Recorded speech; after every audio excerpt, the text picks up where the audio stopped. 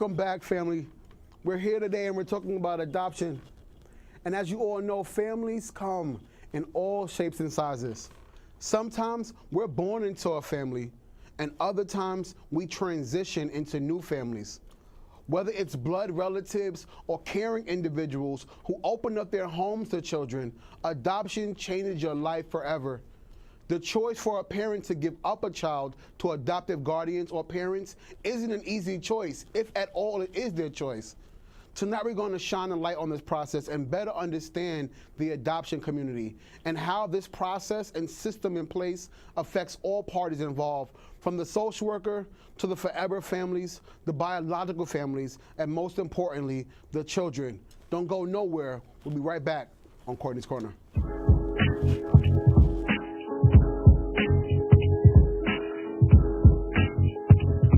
Welcome back. Adoption is a topic which some people may state to be overlooked by many.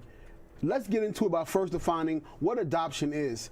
According to Child Welfare Information Gateway, a service of the Children's Bureau, adoption is an emotional, social, and legal process in which children are not being raised by their biological parents.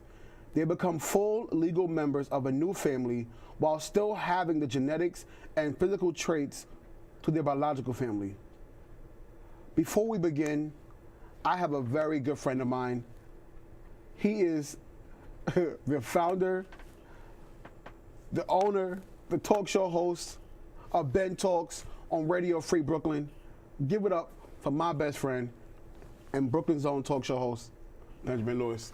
Thank you so much for being here, my brother. Thanks for having me, man. Thanks for having me. Oh man, it's been a while. Yeah, a little bit. It's your talk show. Well, thanks for letting me be on and be a part of. Man, of course. So how you doing? I'm great. Yourself? I'm good. Can you talk a little bit about your show? Oh, great. Of course, man. I'll take any opportunity to talk about my show and big myself up. Yes. But the show is Ben Talks. It's on every Thursday on Radio Free Brooklyn. Yes, sir. And it's almost about to be 2 years now since I had it going. Wow. It started back in August of 2017. Mm-hmm. And it's been fun. We talk about culture, like things going on in the culture, and I also used it as a platform to highlight like up and coming artists and underground artists, and really give them an opportunity for their music to be heard. So what was your inspiration to do this? Because I don't remember you being this outspoken in high school. So like to see you come like full circle is amazing. So what inspired you to want to start Ben Talks? I've always, I grew up in a house with 100 other people, and so there was always fighting for the TV. So I used to just listen to the radio. So that I was always enjoying just listening to radio and listening to Hot 97 at the time, before Power 105 was around. And really, I've always had a passion for radio, and I've always wanted to get into it, but it was never looked at as a viable way to make a living. And so I kind of steered away from it, and I felt like I got a kick in the back in the direction of radio. I was working a job, got laid off, and after I got laid off, I was like, you know what? Let me just go all into radio. I started volunteering at Radio Free Brooklyn, and about 2 months of volunteering, they gave me a call and decided to give me my own show, and Ben Talks was born. Okay. Yeah. All right. So how many? What type of guests have you gotten on so far? Any big names? I've had a couple big names. Throw them out there, brother. Throw them out there. My very first guest, if you're gonna force me to talk about myself, you know what I'm saying? My very first guest was Jessie Wu. This was the second episode of Ben Talks ever. She's actually gone on to do some work with BET, and she's on Love and Hip Hop Miami now. Okay. Other than that, I've had some social media people as celebrities, like myself. Like Courtney. I've had Low Key Mar, Jack Thriller. Yes, sir. There's Tim Han Rivera. I've had a bunch of. I've had a good amount of guests. Okay. I've had a nice resume of guests. I'm proud of you, brother. I'm telling you, when I first walked in there, I was like, oh, okay. Yeah, all right. It's a real. It's not like you should have seen the other studio. The other studio was in the basement of a bike shop. And, but it takes a lot. You gotta listen. Elevation takes some time, right? Yeah. But you're here. Yeah, absolutely. Absolutely. A part of your show that I like is this "Don't At Me."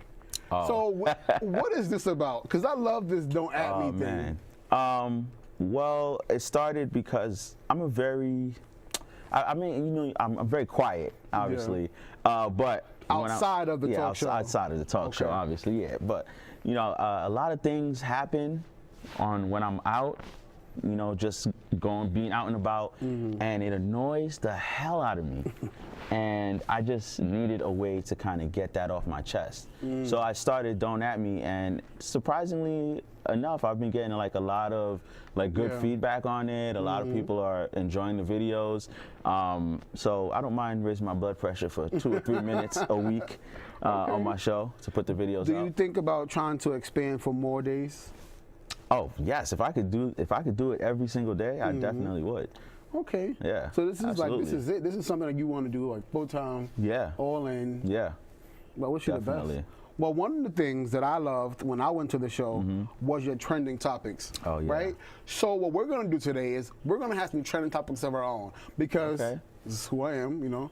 I like to talk about it. So let's get into something. So first up, let's talk about Nipsey Hussle. Oh man. Yeah, that was a rough one, man. Yeah. How do you feel about that? I was like in shock. Like and it was only like almost 10 minutes between the news of him getting shot and then the news of him like passing on. So I was sitting there, I was in shock, I think, as was most of everybody, just about everybody that heard the news. And he was impactful in culturally. Like I felt like it was a big loss for the culture, not just a loss for hip hop. Hip hop, right? Because he was doing so much in his community. He was doing so much for the people around him. Like he was the blueprint of what to do when you make it to a certain level in life that you can help everyone. He was the exact blueprint of that. Right. So it was just real shocking. Do you believe in a lot of these conspiracy theories that the government saw what he was doing in relation to Dr. Sebi? May he rest in peace. And trying to do the documentary, if I believe. Yeah. Do you think that's why many people were like out to get him, or are you like me, who's like, okay, he just happened to be in a neighborhood? Who I say, you know, when they see someone like this, who has this much power and you know control, in regards of let's like giving back. They don't want to see another black man when I discuss this with the ladies of Lethal Lives podcast, and like you don't want to see another black man be great, and to this, you know, to end his life. So explain to me what you think. Well, I'm actually like 50-50. Like at first, my first like knee-jerk reaction was like, damn, like he really got killed over this documentary. And then as more time went on and you see what he was doing in the community, like you really got a good look inside what he was doing, and it's like I kind of wavered off of that point, because it really just could have been someone who was out to get him, or someone who was sitting back and just kind of hating on him for a really long time. So, but on the other side of it, there's some interesting stuff that came out. Like, how did that guy get such a high-profile lawyer to defend him? And then now, I don't know how true like the claims is. They're saying that he's going to testify against the government. Like, so it's a lot of mixed information, and there's a lot of misinformation coming out. But regardless of how it happened, a great man was taken away from his family, and that's the biggest tragedy. I agree, and I just feel like you know, and in this point in time, to just keep that legacy going. You know what I mean? That's all we can do. If we wanted to honor him as a person, just to keep the legacy alive and never let what he has done die. You know what I mean? So speaking about things dying, Wendy Williams, let's get into that, right? So after 22 years of marriage, she has finally filed for divorce from her, what people call allegedly abusive husband. What are your thoughts on that? If there's I mean, we don't know. Like, I don't want. You know? This is season 2, guys. I don't want to end up now being able to do season 3. So until somebody whispers on air, I can't. It's alleged. Not me, not this show. Well, my thought is about damn time. All right. I think we've heard for years what's going on between them. A lot of people in the industry have been talking about how he was just a nasty person to be around. He was a horrible person. He treated her horribly. Yeah. It's well known that he had a mistress. Right. If you've seen the pictures of him posing on vacation, happy as hell with her, and the baby, like, it's about time. Like he was ODing. I also just feel like all the things that you allow yourself to go through just to say that you are with someone. Yeah. Like you knew who this man was. Yeah. The people in your environment knew who this man was, and you defended him even after you claimed you had like a something wrong with your arm. Yeah. And you went on this hiatus, which was like 2.5, 3 months. You come back even after rumors surfaced that this mistress got pregnant. The husband had moved out the house, moved in with his mistress. You still came back, all bossed up, ring on, knowing that you were getting cheated on, knowing that that he bared another child, knowing that this person who's abused you for all this time, allegedly, came into play. I'm gonna use it. Don't judge me. Okay. Came into play, and he basically ruined your life this whole time. Yeah. And now you're okay with saying, you know, yeah, we're getting divorced. Do you think that it was like a plot, like it was a planned thing that was going on now, or was it something where she was just like, you know what, enough?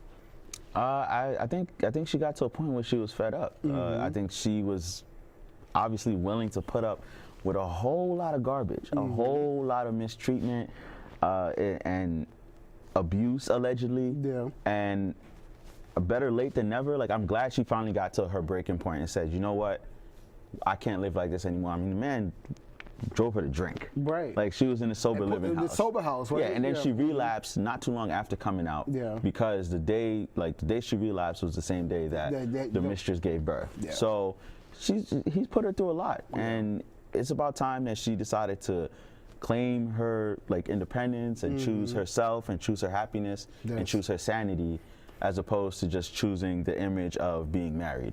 That's so true. Yeah. I enjoyed this little thing. I mean, we didn't have much time because we got a bigger issue to talk about. Right. But guys, Mr. Ben ain't going nowhere. He's right here with me. He's my guest co-host. We'll be right back talking about adoption here on Courtney's Corner.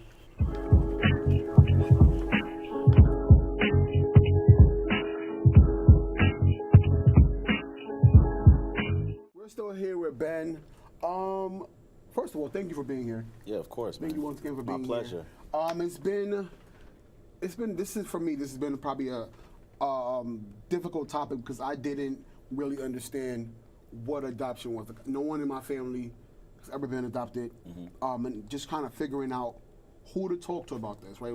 To answer some of these questions of people who have been through this. Yeah. And I was scrolling through my Facebook page, and I had a friend on there by the name of Jeffrey Brown, and I saw that he had a show that he was doing, a one-man show, which is bold, because just doing this by myself, I get chills, I'm stuttering and all that. And I'm like, okay, to do a one-man show about the adopted one, being adopted and kind of taking your pain and suffering and your challenges and making them reality and be able to use it as like a testimony, to not just be it for yourself, but to do it for others, to tell a story to kind of inspire other people who may be going through it for me, was so emotional, because I'm like, dang, somebody is out there that can do that for others and not just kind of use it as a crutch. And I saw it, but I bypassed it. Right? I donated to the cause and I bypassed it. I saw it again, and I'm just like, okay, God. All right, look, God, I see you, but I'm not ready yet. I'm still looking for guests. And then I was going through, like, who am I going to get for the episode? And I swear to you not, this post came up again. I'm like, okay, God, I heard you. That's it. I heard you. I got you now. Yeah. So here with us today is none other than Jeffrey Brown, the everything of this one-man show called The Adopted One, and his friend Jordan. Make some noise for him. Thank you guys so much for being here. Thank you for having like us. I told you before, like this was all in confirmation. I didn't think that I was going to be able to even get you. I know you are busy. You're busy. So can we just tell the viewers a little bit about yourself? So I'm Jeffrey Brown from Brooklyn. Yes, sir. 31 years old. Where's that? Got my associates in accounting, bachelor's in marketing, and now I'm doing a one-man play called The Adopted One. Man. Where I have the singing, I'm acting, I'm doing comedy, doing it all. All in one. All in one. And Jordan, tell the people about yourself. Yes. So I'm Jordan Williams. I'm 34 years old, from Long Island, born in the Bronx. I'm actually a professional keyboardist, producer, creator, and me and Jeff, good friends. You know, we teamed up, so I actually help him with his production for his for the play. for his play, yeah, and all his Look endeavors. at the connections. Okay, so let's just kind of talk about this topic. For me, I was so like I had to kind of research what this stuff was. I don't know. Yeah. And I was kind of a little boggled as I was reading. Can you tell a bit about your journey and what you went through and how it ties all into the adopted one? For so long, I felt like confused, and I felt like I was hiding something because none of my friends knew. Oh, wow. My family knew because, of course, but none of my friends knew, so I was hiding that, and in result of that, I was hiding my talents. It's like a full cycle. If you're hiding one thing, it's going to show up in other ways in your life. So I wanted to just come out and say, you know, I was adopted, and then use that as a way to speak and a way to get my message out, and also use my talents at the same time. Okay. So, was growing up being adopted and trying to go to school and have that life, was that hard? Just being at home knowing that these weren't your actual parents versus having to be out in the real world knowing that these people got parents and having to deal with that. Was that hard for you growing up? Yeah, it definitely was hard because when people would see my foster parents, they'll look at them and say they're older and they'll make fun of them and that type of thing. So it was like, that's my grandma. I would lie about it and just be like, that's not, you know, that's my grandma. That's not really my parents. And, Right. I would just hide it. Right. And it also was hard because I would look at other people and I would look at them. If they looked like me, I would think that was like my real family because I really didn't know. So it was just a mystery that I would go through the whole time. Was was being adopted something you always knew? Like were you at an age of knowing that I just got adopted? Like when you got adopted, or was it something that your family told you as you grew up? No, I went to different homes. Oh, okay, so okay. I got adopted. I mean, I got put into foster home when I was 3. Then I went to one home, and then I took them from there. Then I went to another home, and then after that, I went into the Brown home, which I am now. And then at 13, that's when I finally got adopted. So the age started at when you first moved into a foster home? 3 years old. Oh man! Jeez. So I can only imagine. Can you talk a little bit about that mental issue that toll that it takes on you, just going from, first of all, just going from home to home? Because in my heart, I would feel like that's like a feeling of people not wanting you and not caring for you, and to do that all through this age, and then to be like, okay, I finally found my home. How was that even going from being 3, going from home to home, to finally finding the right forever home? It was real difficult because, like you said, it doesn't feel like you're loved. No one loves you. Even when you get friends, it's like, whatever. If my own mother gave me up, you know, how can I even trust you or care about you? Right. So, for so long, it just was like a dark shadow around me. And then after a while, I was like, you know what? Adopted means to be chosen. And so we all child of God, and we all chosen, and we all adopted by Him. So it made that made it seem better. And that's why the message actually, I feel good every time I do a show, is because I'm releasing that and I'm helping the other kids that might come out and be going through that same thing. Are you the only child From that you know of from your mother or father's side? I don't know. Oh wow. I remember my adopted mother saying something about having an older brother, but I don't really know. It's not like concrete. I want to know about. You said you were adopted finally at 13. Yes. So just take us into a little bit of like how that adjustment was for you, and kind of the early stages of the relationship with your foster parents. What was that like? I was a little upset because even with that situation, I wasn't supposed to be adopted because I was too old of age at the time, and she didn't want to adopt someone who already knew what was happening. Right. Yeah. So it was a time where St. Vincent's, that's the agency that I came from, they came to come get me because she was like, I'm too old, you know, I don't really want to adopt any kids. You're just here for stationary reasons, you know, until you get found. And then that's when my sister, which is her daughter, she a little crazy. So she was like, how you gonna be here for so many years and then you try to send him away? Luckily she was there that day because they was really coming to get me, and I was crying, and it was just, that really put a burden. Even though I wanted to stay with the Brown family because I was there for so long, it kind of put a taint in it because I'm like, even here, I'm not even wanted. Right. But then after a while, as I got adopted and I just felt the love from their family, I just dealt with it and just kept going. So like you're saying, like, so there was a point after how many years that she was like, okay, I can't do this? Probably about 5, 6 years. Oh my God. Yeah, it was a while. It was a while. Wow. Yeah. And then to be like, oh, well, what do you mean? Because they told her that we were gonna find, and they was like, Okay, parents. they was gonna find parents to take me in. So she never planned on adopting. She wanted to be a foster child. I mean, a foster mother, but not adopt. Okay. And then finally she was just like, no, y'all kept putting him off on me. No, y'all need to find him a home. I guess she was upset because they kept doing that. Okay, so then how was it when she finally decided to adopt you? Like how long did that take after? So I don't really remember the exact years. I just know it was 13. Okay. Probably, if that was 5, like 4, probably, after a while. Because the process, my mother was still trying to fight Right. to get me back as well. Okay. All right, so thinking about your mother, how is that relationship, if any, now? The last time I talked to her was 12. Oh, wow. So when you go through adoption, you go to visits, and you see them like every 3 weeks or so often, and then it started to stop because I was transitioning of being adopted, but the plan was that she would come to the adoption day, and that we would still keep in contact.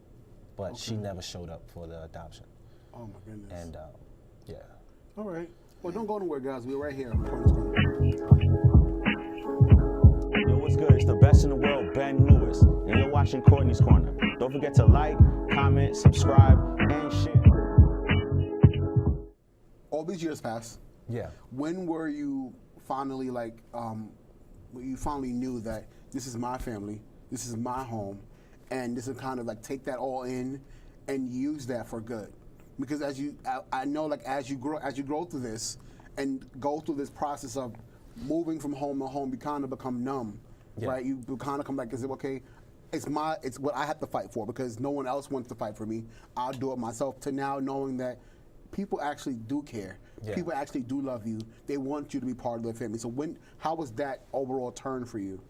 So I think that the staple was the adoption, to know that, okay, this person really, even though she didn't really want to do it, but this person really still took the time out because she could have still said, no, Right. it's over.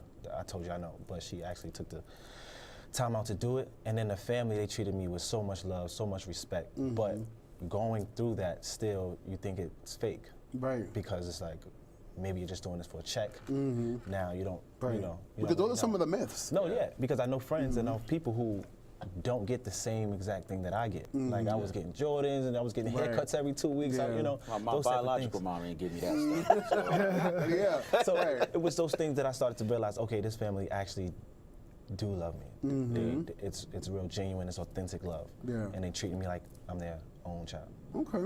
So then you go, all these years, you go through school, go through college, Right. and then you decide to do this one-man play. Right. How did that come about? Well, so still throughout the schooling and through high school and college, I was a rebel, kind of. I was angry, aggressive, Right. because that was the hidden thing that was bothering me. Right. After a while, it's like, listen, I don't want to go to jail. All my friends are in jail because I'm from the project, so it's like all of them in jail. I don't want to go that route. Right. So for a long time, I was in confusion. I didn't really know what to do. And it was like I could sing a little bit, and then I could do comedy. I make people laugh all the time, and I could act, but I could never choose one avenue. Right. And I felt like that showed up. I went to a workshop, a personal development workshop, where that kept showing up. Me being confused is because of the different homes that I was in, Right. which caused confusion in my mind to Because not really dealing with it. not until really that dealing with it. point. Okay. So that's why I couldn't choose an avenue to go to until I was like, you know what? If I do a play, then I'll be able to do it all. A one-man play, and I don't have to be perfect because everybody tells you choose one thing and then get perfect in that, and then it's like, in nah, reality, you could do it all. you could do it all. It's like it's no limits. So like do a play where I could sing a little bit and act, and then do comedy, and then mix it together, and then that's the one thing it's perfect. So that's what made me. So Go ahead. coming up, going through the system, right? So you're a very creative guy, and creativity just doesn't pop up on you one day. That's something you have like your whole life. So I just want to know, like, how were you able to use your creativity to kind of let off some steam about being like angry about having to go through some of the things you went through in your life? Creativity is just like something that really blows off steam. From young, when I would sit in rooms and think to myself, I would draw. I'm not a good drawer now, but at the time I was really good at it. Like everything that I put my mind to, I was always good at it. Right. But I just couldn't stay focused on that path for so long. So it was like I would switch lanes, and then now it's something where I could do all of them. Yeah. Which makes me more happy. It makes me feel more fulfilled because I'm doing different things. You know, that's in one thing instead of just focusing on one thing entirely. Okay, well, focus on something. Jordan, with Mr. Williams, how did you meet Jeffrey? So we actually met at a personal development workshop over a series of months, and Were you adopted too? I was at the age of 8 when I was in 3rd grade. And how was that? Oh my God. That was very interesting. So we have similar stories, but I have a different story as well. Yeah. And I remember going into for me, I wasn't as cognizant, you know, knowing I'm being adopted and what is it really. But the courts do ask you at that age, do you want to be adopted? So they asked me to consent. So I gave my consent, not really knowing what was really happening. But yeah, I was adopted at that age, and you know, because I was in foster care before, I didn't go through as many homes as Jeff did, but I was in that one home, mainly when I was about 3 years old as well. Foster care in that one home up until I turned 8, and then I got adopted. But I've seen many foster kids come in and out of the home, you know, during that process and even after my adoption. Now, you say that you met him at this production development class. So what were you going through mentally going into this production development course? I was definitely going through definitely some anger, definitely some hurt.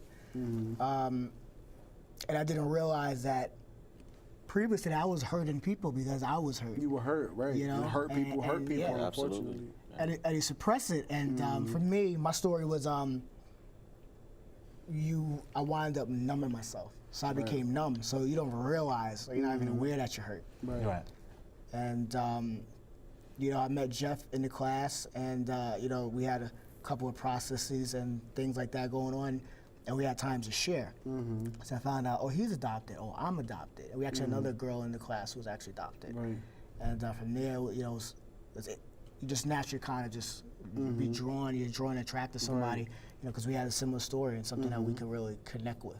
And then you decide to join in on this venture to do this one-man play. And how did you add on to that? Yeah. It's a musical genius right here, man. Oh my God! Like, I have to find out some more about you when we're finished. But like, tell me some more. Yeah. So I knew during the course of the few months that he wanted to do a workshop. I had no idea it was about adoption. So he actually reached out to me, and I'm like, yeah, no problem, you know, because like we're good friends, a good relationship. And we kind of, you know, gained a brotherhood throughout. And then I found out it's about adoption. As the adopted one, I'm like, whoa, this is crazy. So I had already said yes, but then like once I found out, I was like, yeah, I'm really into this. I got you, you know.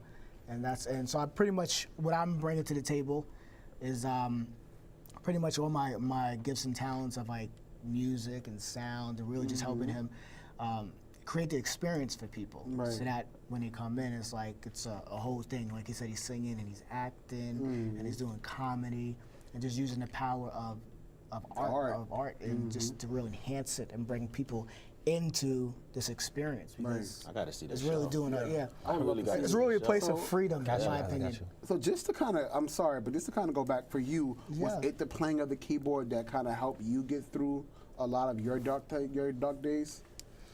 Yeah, I would say definitely. Yeah, definitely. Music was a big key for me. Definitely, like just it was kind of my escape, you know. For that, it was like really my only escape in a sense, because when I was young, I actually went to a Christian school. My mother put me into a Christian school for high school, so I didn't really get a chance to like hang around in certain environments and really get to experiment certain things. So for me, it was like the only way I could cope was to sing and play and you know, just be in my mind creatively when it came to music and the arts. Well, we want to keep this conversation going. I'm enjoying it. How are you feeling about this? I'm definitely enjoying this. This is really good stuff. Yeah, for real. We'll be right back on Courtney's Corner. Oh, my gosh. Okay, so the adopted one. Let's talk about how you overall, like the first day, you now got this all together. You got this comedy, this voice, and this acting down to a science, to one Right. that you meant together with the help of Jordan.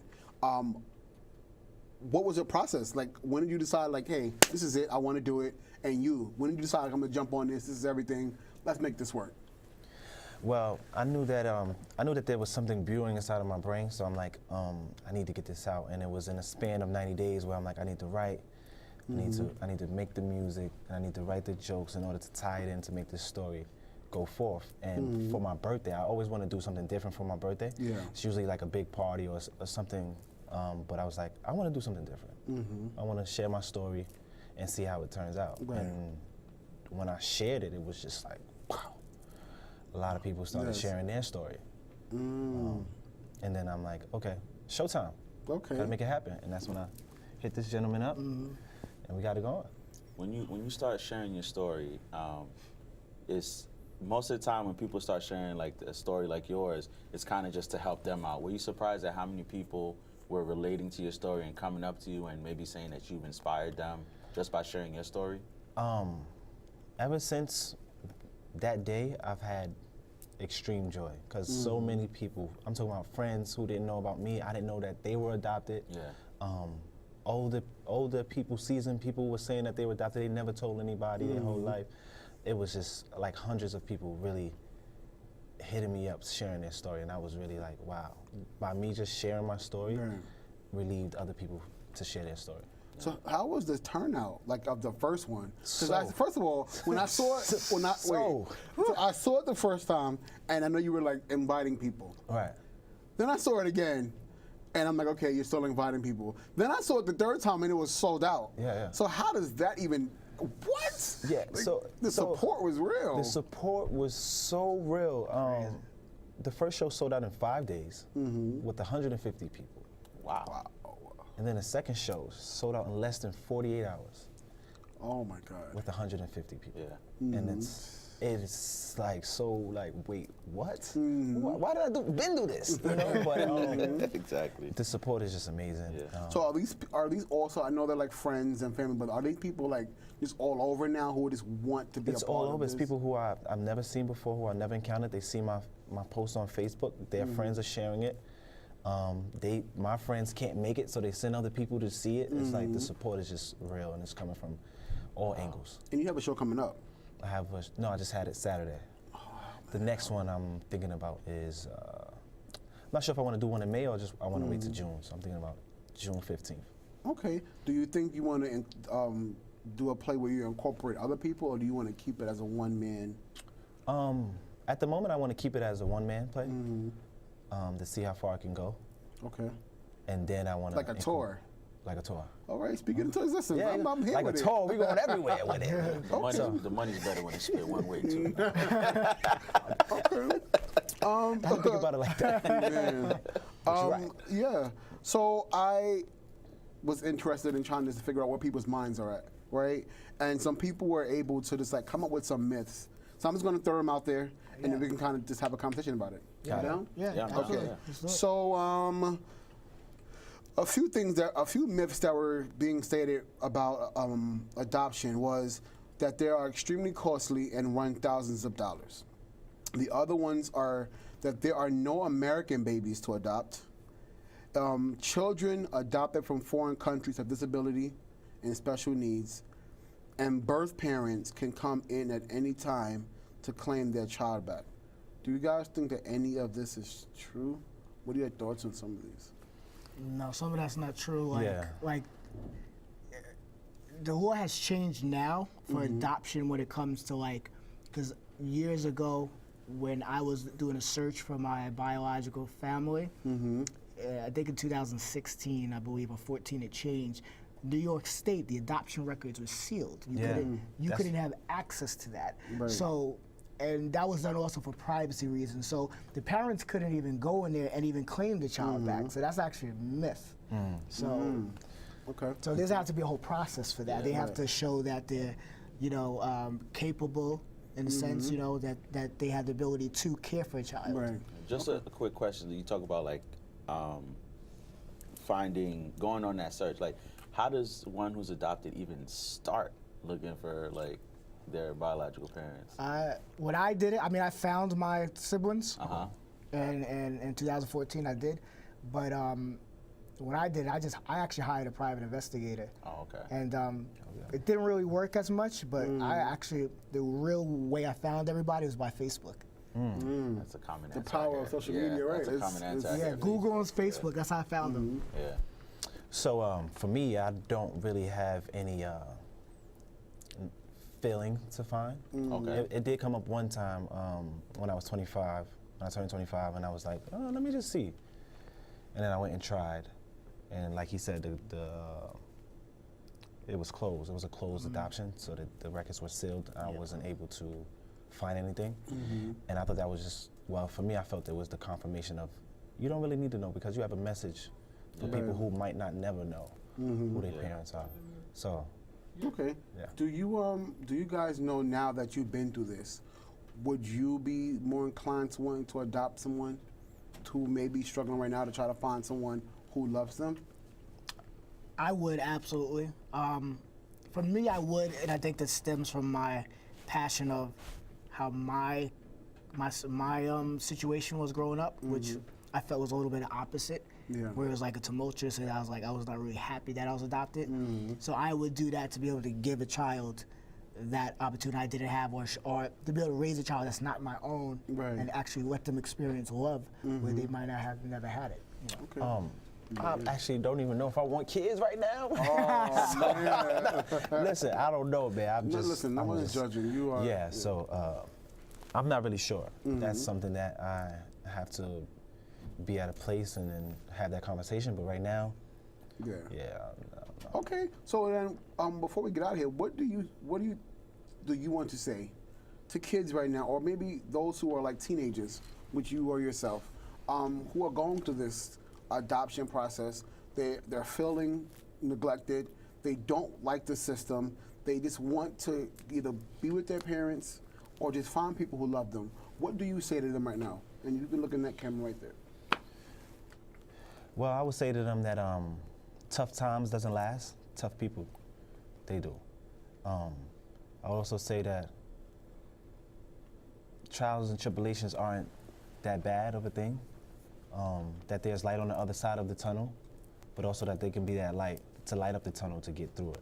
So what I mean by that is that all of those things that you're going through are enhancing you and building you up for a bigger purpose. And just take that, use it as light to light your way. That's really it. Mr. Williams? Yes, I would say speak up if you can. Speak up. Speak for yourself. But also be yourself. Find yourself. And just like Jeff said, know that the light is at the end of the tunnel. That this is a storm, and storms are only temporarily. You know, maybe adoption, maybe the situation you are in now, you're forced to care an adoption. Maybe it's a good one. Maybe it's a bad one. Regardless, but there's still a place where you want to know, you want to find yourself, you want to feel loved, and know that you are loved. You are not neglected. You are more than enough. Know that you are where you are for a reason, and God allowed that to be so. And you have a story that one day you will share yourself, and you impact many people. And that you matter. That Yes, you matter. yes, That's that you most matter. Wow. important. That you Yes. matter. You matter. Yes. Where can people go to find more about you guys? So you can find me at Jeff Brown. There is no O in Brown, so JEFFBRWN on Instagram, Facebook, and Twitter. And for you, Mr. Williams? Sure, you can find me on Instagram at JORR_DAN. Okay, well, thank you guys so much Thank you for for being having us. here. Thank you so We much. appreciate you. And I hope you come back again. Of course. I look I forward would to love seeing to. you. We'll be right back on Courtney's Corner. Thank you. Thank you. That was dope. Thank you. I gotta see that show. How y'all doing? I go by the name of Poetry Page, and the piece that I'm about to perform is called Tell God from my album entitled Pages of Poetry. Ma, I know you're dead, but this song is alive. These words remind my mind of good old times. Both born Aquarius, can't help but to care a bit. It's carelessness to be a parent without doing parenting. Apparently, it's clear to see you can't return. Now my mind isn't straight and it can't be permed. But if you're near God, if you ever hear God, tell him that I'm here, Ma. I tell him, but it isn't my turn. Tell God that I need you back in my life. Tell God he's wrong when he's trying to be right. Tell God that I love him, but I just don't like telling God how I feel when the feeling ain't right. Auntie, I know you're dead, but this song is alive. These words remind my mind of good old times. You should win a medal for all the metaphors God probably sent you to heaven for. Let it pour forevermore. Sometimes I cry, at times wonder if I never went to college, if I could have helped you survive. Trying to keep you combined while you were being confined to that hospital bed. Yes, I could see your demise. HIV creeping like jeepers where people collide. Freaking is fine, don't freak if you ain't peeping the signs. How many times has a cure been HID'd? Has it occurred guys only want a HIT? Get inside window AID, catch AIDs? God took another mother, that's the way I see it. Trying to talk to him, but I only have 4G. So in the meantime, Auntie, can you tell him for me, please? Tell God that I need you back in my life. Tell God he's wrong when he's trying to be right. Tell God that I love him, but I just don't like telling God how I feel when the feeling ain't right. Bro, I know you're dead, but this song is alive. These words remind my mind of good old times. Ain't it a crime if the one that's committing the crime is the one that's supposed to be preventing the crime? Fuck the police, call me an NWA. They put the beats on minorities, sorta like Dre. I be trying to take it easy, but it's harder when they ice niggas like Cube every day and every way. It wasn't televised on tubes, but it was on page. If I'm telling lies, it's truth they have yet to convey. I can't breathe when I'm colored. My brother would say I could be good, misunderstood, and from the hood, but Skittles on the tray will be considered as gay. I can't relate, but since I'm related, I'm making this page dedicated to rage. Almost strange that you are my age and your birthday is in 3 days. Trying to laugh like a wings, but I'm crying with major pain. I hate the rain, but as it caresses the window pane without a ring, I'm feeling like a widow with pain, whipping my brain back and forth here, willow with braids. Tell God that I need you back in my life. Tell God he's wrong when he's trying to be right. Tell God that I love him, but I just don't like telling God how I feel when the feeling ain't right. So God, you know my name, you know what's in my brain. God, you know everything. Well, y'all, my family, sanity isn't tame. How can it be when the cannabis candidly throwing shade? Hell nah. Understandably, standing up in the rain ain't a scary thing like Halloween. You got a dream, then you gotta breathe. Sacrifice your life after Christ, after life, after you was wrong for being right, after being nice, after that one scary fight, after many fights, many nights, after giving a penny twice, cause it was all you had, though you would have given any price. Look, after I'm finished with spitting tight, after I wipe the spit off this innocent mic, after never giving in, I'ma give the pen to life so it can deliver right, and it can write and tell God. Thank you.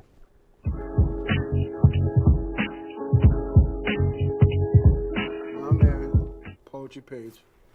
Thank you so much for being here. Thank you for having me. Dear God. Tell God. Tell God. Yeah. Let's talk about this. What inspired you to write this? Basically, I was feeling a lot of pain from my family members passing away, and the piece just came from a lot of hurt and pain and just talking about it, because I feel like it's something that should be made aware to everybody. In each of the verses, you hear about them passing away from a different issue. Right. My mother from cancer, my aunt from AIDS, and my brother from political injustice. So it was just, it was very natural to put together. So this is your biological family? Yes. Okay, so this was part and reason why you were put into the foster system? Correct. Now, how was that, going through this, you know, losing your family and then having to be shifted over to foster care? How did you feel about that? Well, it was very tragic when it first happened, but it did provide me with a different outlook and perspective on life.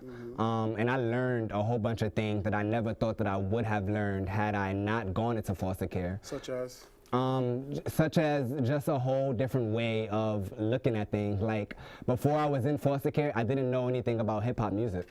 On TV, I was only allowed to watch cartoons and the news. Right. So it was like, when I went into foster care, hearing Puff Daddy, Foxy Brown, Biggie Smalls, it was like it opened up a whole new world. And I could say that could be the start of my musical career. And it's so weird. People don't understand just how important music is. And I said this with my brothers even before you got here, that art heals.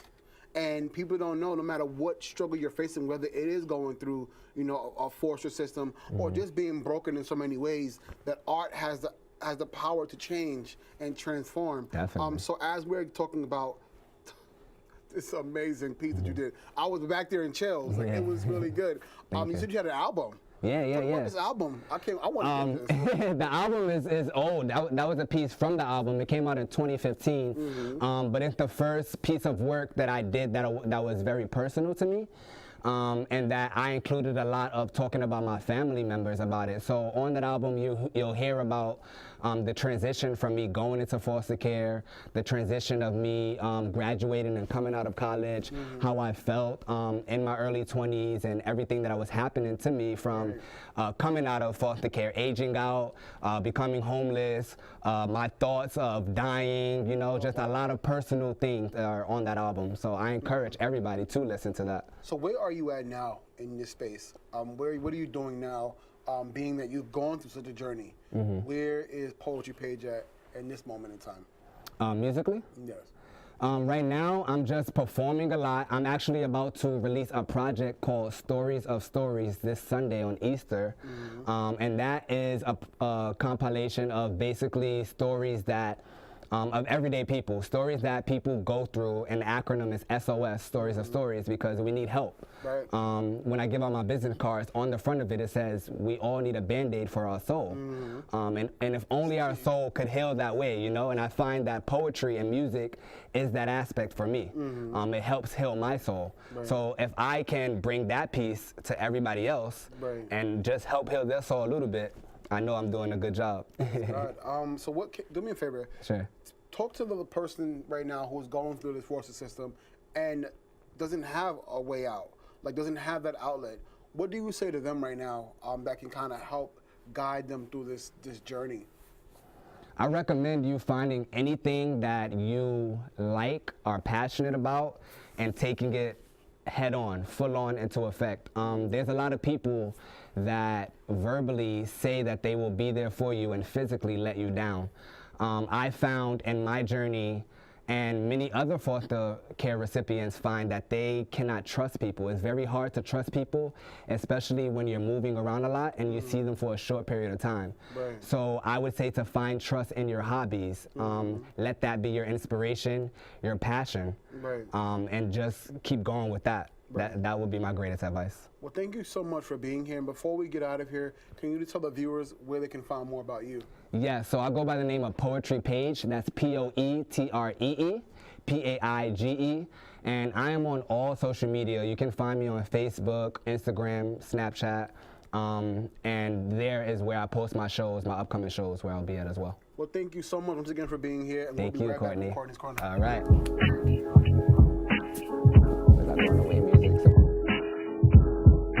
So, how did you feel about today?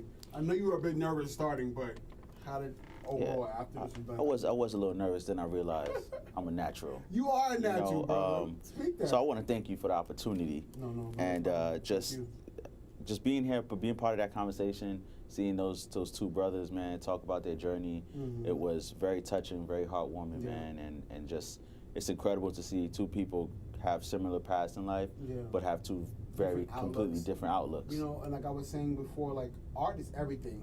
Yeah. You know, people are always trying to get rid of it. People are always trying to say it's not necessary, but the power behind art is so magical, and it's such a necessity. Music, poetry, art, absolutely, all of it. Bring this all together in a way that nothing else can possibly do. Yeah. You know, first and foremost, though, I thank you for being my guest co-host. It's been a pleasure, man.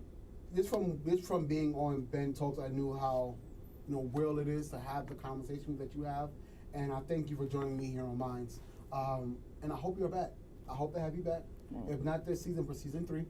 We'll have your people get in contact yes, with my people. You know, we'll text it out. You know what I'm saying? I mean, my sister. I don't have a staff. Like, it's a my beautiful God. setup you got here, man. Thank you. I need to talk to my people, the powers that be, We about my try, contract. We try. But furthermore, we thank you.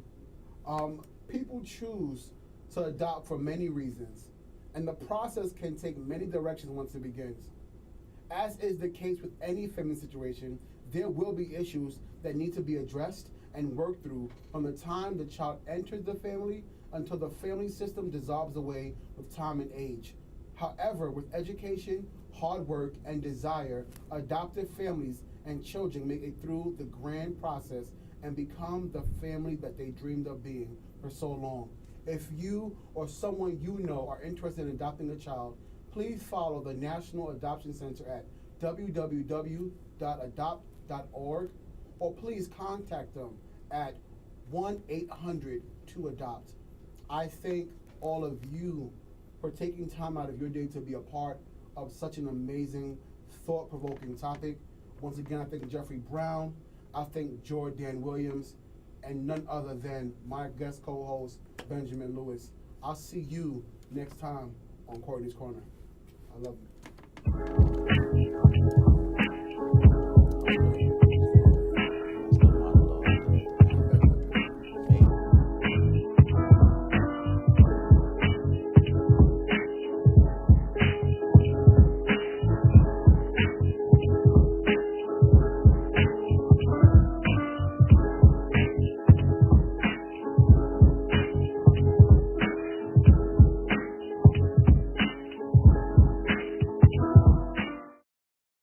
Yo, what's good? It's the best in the world, Ben Lewis, and you're watching Courtney's Corner. Don't forget to like, comment, subscribe, and share. You could also follow me on IG at Ben Lewis Radio and Ben Talk Show.